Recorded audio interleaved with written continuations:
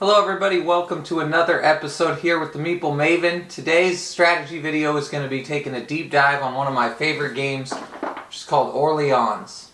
So we're only going to be talking about the base game today, and then we'll cover all the expansion content in one of our later videos. But what we're going to do today is we're going to cover the 4 key tips that will help you be successful next time you play Orleans.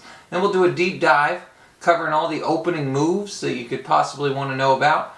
And then we'll look at my ranking for favorite place tiles and how to use the place tiles effectively, and then hit you with some bonus tips at the end. So let's dive right into the content.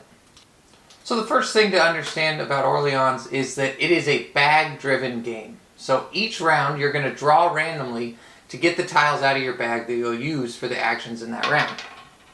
And so if we want to get ahead, what we want to do is reduce the variation and reduce the variance associated with drawing out of our bag.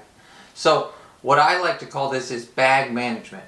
You always want to manage the contents of your bag, and the more stuff you have in your bag, the harder it is to control what you're going to draw out of that bag.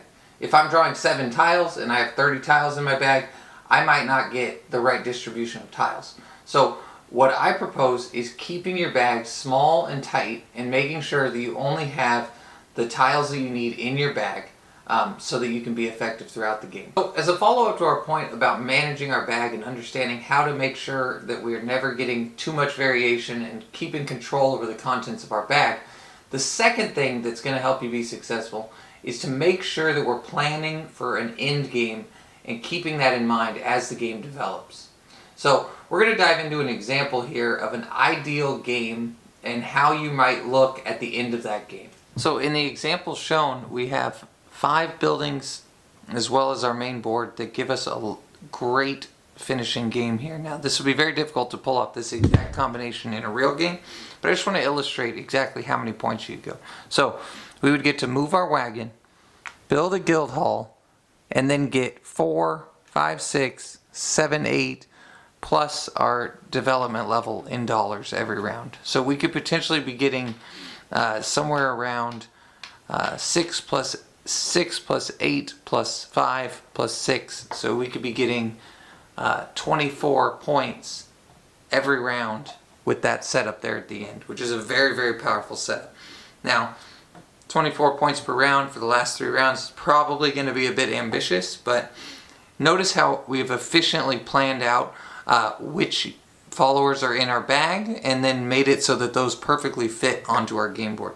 So this is the type of end game setup that you want to envision when you're planning your game plan for a game of Orleans. So what you can see in that example is that we had a proactive game plan and we knew what actions we wanted to take towards the end of the game to maximize our scoring potential. So the actual bits and pieces and which building tiles you have might vary from game to game, but you always want to make sure that in the last couple of rounds you're going to be having a clear way to score points. And you're going to run out of the things that are printed on your board, so you're going to need place tiles or an efficient way to build guild halls and move around the board. You need something to score points, and so always be thinking as soon as you start the game, where am I going to end this game up? What's my engine going to look like at the end of the game, and build towards that. So the third important tip that you're going to want to learn when you're diving into Orleans is managing the turn order and understanding how turn order can affect your decision making throughout the game. So there's 2 main ways that this is going to manifest. One is on the beneficial deeds board, where you send your workers through the town hall action, and then the second is going to have to do with the scarcity of workers that are available for hire. So we'll dive in and look at a couple specific examples right on the board. Let's look at this situation here. So we can see that building of the cathedral has spots remaining for a monk and 2 merchants. Now we have 1 monk and 1 merchant that we wouldn't mind putting to the town hall to get the $4, $2 for each follower. But this is where turn order is very important to my decision making. So if I know that none of the other players have access to any black followers, I can safely place my town hall units or followers out there without any focus whatsoever on turn order, because I know I'm the only one with the black one left in my bag. Now if other players do have a black one in my bag and I'm going to act first next round, I can wait till later in the round, this round, place these out there without any risk of someone taking it, And then on the next round, I could claim the 1 black spot and get those $2. So, or sorry, $2 and the head. So in that way, using turn order can be valuable. Now, in another situation, if I'm going to act last next round and I know that other players have the black out there, I might not want to set someone up to get the free points. So I might be more likely to spread my units, followers around, and put them in places where I know no one else can get access to those heads. So it's important to think about, what do other people have in their bag? How's the turn order going to affect my decision making? The second time that the turn order can really affect your decision making is when we look at a limited number of followers available. So if there's only one knight and one university available, only the first player to act is going to have their choice of whether they can get access to the castle or the university. So we get into these situations where we play a little bit of chicken, and the turn order can determine who's going to get access to what. So if you're acting first in this situation, you need to figure out which of these is a priority to you, but you get the first access. If you're second, what you have to do is you have to wait for the other player to decide, and then determine your actions based on that. So it often gets into a little bit of a standoff situation, and you can also have a combination situation where you have very few tiles left over here, and you also have spots on the beneficial deeds board that you're fighting over. And so you just really need to pay attention to turn order. Think about not only this round, but the next round, and who's going to be going for what, because these are scarce. Time when the turn order can play a critical role in your decision making is when the map comes into play. So in this example here, green and red are both in the same location, but only one player can build a guild hall. So this is another time where managing turn order can be really important to you. So make sure you're thinking ahead and understanding, how turn order affects who's going to get to build on the map first. So that's the third and final way that you're going to consistently need to be thinking about turn order throughout the game. Alright, so we've talked about managing the followers in our bag, having a good plan for the end game, thinking about turn order, and the last thing, and this tip applies to a lot of games, but specifically in Orleans, be efficient. Think about efficient actions. So one of the main ways that we can get efficiency is through adding the technology tiles to our place tiles or to our spots on our board. And then the other way that we can do that is we can pick upgraded buildings, place tiles that are going to allow us to do more efficient actions. So we need to think about, how can I make myself more efficient than my opponents throughout the game. Now that we understand the 4 core principles that are going to help you in your game of Orleans, we're going to progress by looking at the specific opening moves. So if you look at the starting follower board here, you can see that there are 6 different moves that you can make on the first round of the game. Now each of those moves sets you up for a different move in the second round, and then lets you kind of start your game off in a certain direction. So we're going to take a look at all of those moves, see which ones are viable, which ones aren't viable, and what the pros and cons might be to those different moves. The first opening we're going to take a look at is recruiting a craftsman from the village spot. So this is probably the simplest and probably the most common opening that people flock to. You'll see this very often. So let's look at what that means. So if we take the village action, we recruit a brown person, and then in our second round we will know that these are the followers that we're going to draw from our bag, and we'll get one gear as well. So typically when I use this opening, I'm going to place that gear in one of 2 locations. Either I'm going to go with my village, or sometimes I'll go with the university. But either way, I'm able to have a very efficient second round by placing my 5 units or 5 followers in a way that lets me take 2 actions in the second round. So you can see that with this action, I've already got myself into an efficient second round, for one. I've got this very powerful gear on the village action, which I plan to take many times throughout the game. And then it also lets me start to branch out into the university and start to get scholars, which we can use for various different things. So there's a lot of positives to this. And then what this allows us to do in the second round is we could get another gear, and then we can start putting that on other spots on the board and cover non-white spots, or it lets us get first crack at a place in round number 2. So those are the pros here. Now the downside to this start is it tends to not get access to the castle early on, and sometimes in rounds 3 and 4, since you're only drawing 4 tiles, you might not get exactly what you're looking for, so you can have a little bit of trouble. So the second opening that we're going to look at is my favorite opening, and that is to recruit a boatman from the village, or the boatman first, as I call it. So recruiting a boatman from the village is going to leave us with these tiles left after the first round. As you can see here, we're going to be able to draw all 5. And what this does is it's going to set us up for a round 2, going to visit the castle as well as the farmhouse. So, well, I can't put those in the right space. But when we do this in round 2, we get 2 advantages here. First, we're going to be drawing 5 tiles, which means that we'll be the first, we'll likely be the first person to castle, so we'll be drawing more tiles over the course of the game. And then second of all, most of the other openings are not going to go to the farmhouse early on in the game, so we're very likely that we're going to get the income from being the best farmer. So I like this opening. I find it to be very powerful, especially if you see the other 3 players go with village, craftsman, or university spots. If you're the only one doing this, I think you can gain a lot of benefit from it.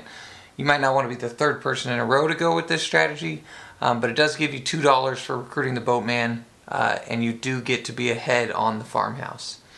Now, the downside is getting reds into your bag early on is not the best, but I often will town hall most of my red guys, or knights I think they're called. And the other con to this strategy is it will take you a little while to get your gears, so you will need to prioritize getting some technology tiles after this opening. So you will be a little behind on that technology race, so to speak, but I think this is going to be a very, very strong strategy. Alright, so for our 3rd most common opening here, we're going to actually leave the village for a little while and take a look at what it means to recruit a university first. So if we start here and we take a scholar on our first action, then we're going to move up 2 on the track, the book track, and we're going to get a scholar. So the first immediate benefit is that we're going to be most likely going to be the first one to claim the bonus head that's on the development track at the bottom there. So we'll get a jump start there. And then it also gives us a very strong second round play, which is we can village and get a monk at the monastery. So this can be a pretty good strategy. One of the problems you'll run into is, depending on the variant you're playing, you might get the pilgrimage in the second round, which doesn't allow you to recruit wilds, monks in the second round. So that can be a definite downside here. And again, we have a little bit of the downside that the brown, starting with the brown, does, which is you're going to take a little while before you go to the castle, so you won't be getting the early draw 5. You know, you'll have to live with drawing 4 for a while. So a lot of the times when I do this strategy, I'll prioritize getting a gear with my second turn village action. So you're basically playing, you know, the same game that the person who went with the brown follower first is doing, except for you get to have a wild in your bag. So smooths out a lot of that variance that we were talking about, and it gives you some good options here. Now that we've looked at the 3 most common ways to start the game, we're going to take a look at the 3 less common ways and a little bit about why those are less common. So the first one we want to look at is, well, the castle first. So we all know that getting extra followers is good and powerful, so why not do it first? Well, if we recruit the knight, what we end up with in our second round is something like this. You know, we have our starters plus 1 red knight. Now, it's okay, but what we end up with is a situation where we aren't really getting advantage for drawing 5 because we only really drew 4 that round. And the only way that these two work in an efficient way is really if you want to wagon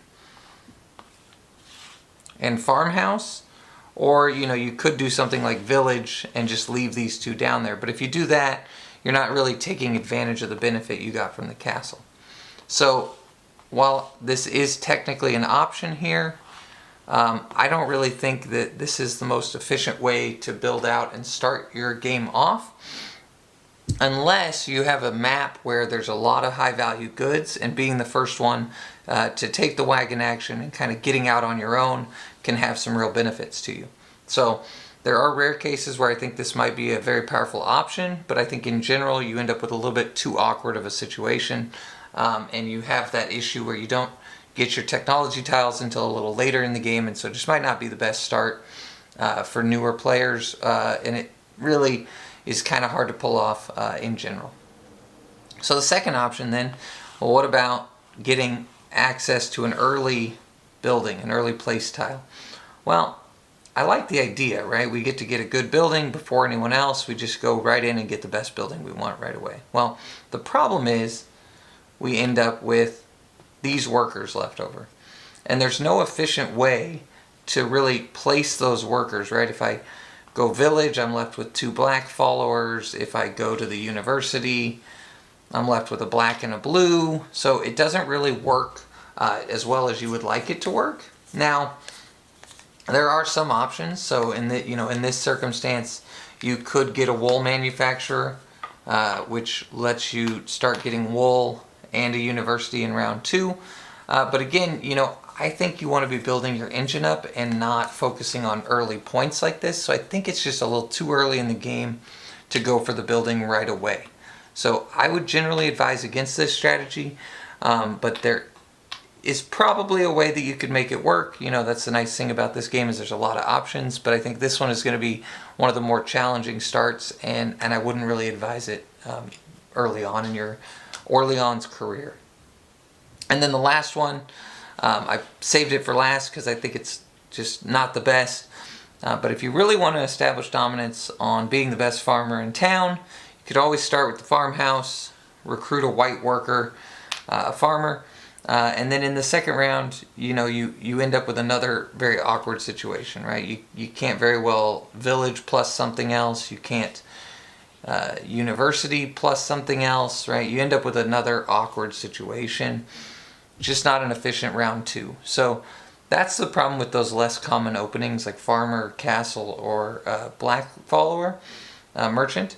And I think that you're going to want to steer clear of those for your first few games and just start with either boatman, craftsman, or potentially the university. Those are going to be your 3 strongest openings that I would do for your first few games. And then once you get into the more advanced games, you really need to have a reason to pick one of these less efficient openings. So when thinking about the place tiles, there's a couple of things that I need to think about. The first is what followers are required for that building. So you want to get a balance and make sure that you don't have too many of your place tiles that require the same followers. So that's the first piece of advice. For example, I don't want to get a hayrick, a cheese factory, and a winery that all require farmers. I'm simply never going to have enough farmers to make that work. So you want to create a situation where your places require different followers, and so you can activate both of them at the same round. Now, the second tip is to focus on those that are going to get you a lot of points and get points efficiently. So I tend to like buildings like the windmill, the hospital, the office, in some rare circumstances, the cellar. The horse wagon can also get you a lot of points.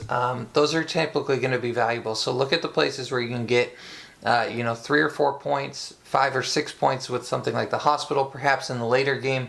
But you want to look at the high point value ones.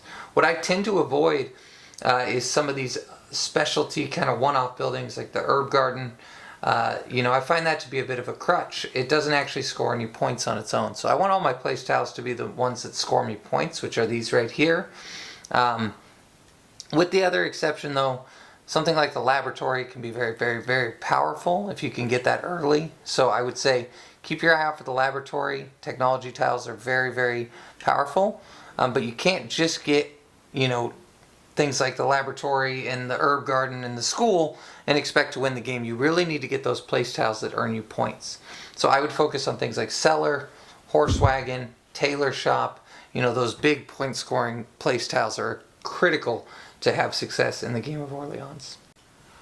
And now for a few bonus tips that I wanted to cover. So one thing I always forgot about when I played this game early on was that you can get some money by getting boatmen late in the game. So oftentimes the boatmen will not be fully recruited. Will still be some in the supply, and you can end up getting 3, 4, 5 points later on in the game. So something to keep your eye out for. Second tip, didn't realize this early as well when I was playing, but the farmer is incredible value. If you are the only one to get an early lead on farmer and other people neglect to move up on that track, you can end up with 10 to 12 points over the course of the game, depending how long you're in the lead for that. So that's another one to look out for. Well, there you have it, folks. That's everything you need to know to win the next time you play a game of Orleans. So thank you for tuning into the Meeple Maven. And as always, if you're liking the content, go ahead and hit that follow or subscribe button below.